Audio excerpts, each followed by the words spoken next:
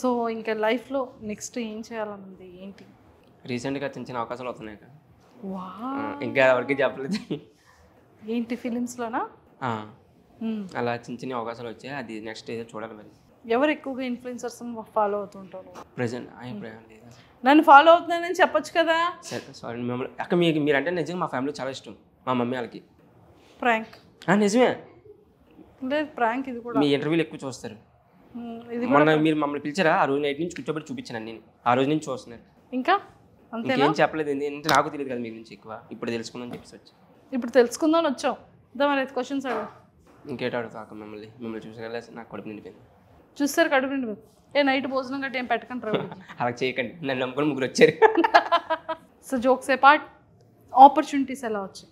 ఇలా నాకు నాది నార్మల్గా నాకు ఇంటెన్స్ మిలియన్స్లో వెళ్తాయి కదా. నార్మల్గా అది డైరెక్టర్ వరకు వెళ్తున్నాయి అంటే అలాగా. మా కనకపిల్లి ఒక అతను ఉన్నారు. అతను సోను సుద్దు టీం అనమాట.